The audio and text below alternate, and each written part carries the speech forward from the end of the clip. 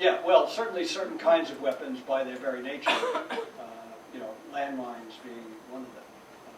We now finally have a ban on landmines. That is, enough states have signed on to it so that it's now, sort of become law. Although, 10 years ago, that convention didn't exist.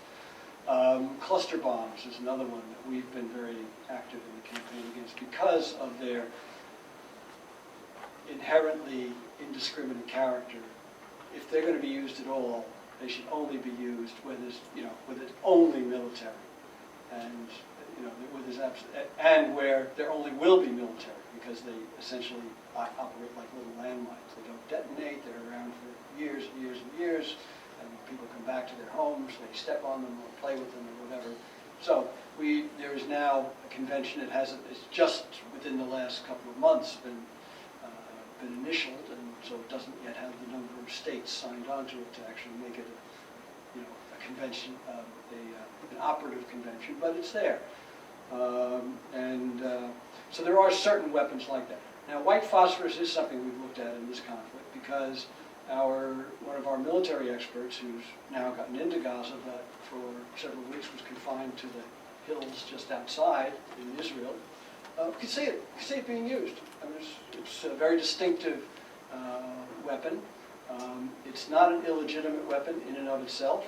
It's used to basically create basically it's in a sense like a cluster bomb, in the sense that the shell is packed with these little wafers that are soaked in phosphorus that when the shell detonates, will burst in air.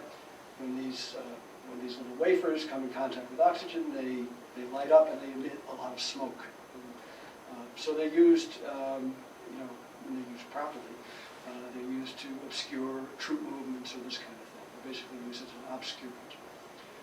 However, because they are they also have incendiary impact, because they do light up and cause fires when they hit crops or a structure, and they cause very horrible burns when they hit a living being.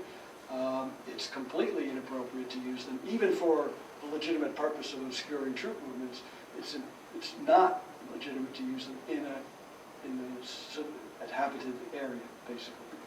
And so our observation was that these were being used in the area of Gaza City, the Jabalia refugee camp, which obviously are very inhabited, very densely inhabited, and therefore, even if they were being used for, not as a weapon per se, but to obscure troop movements, etc., that it would be clearly violate one of the other rules of war, which is a warring party has to take all feasible measures to protect civilians from harm.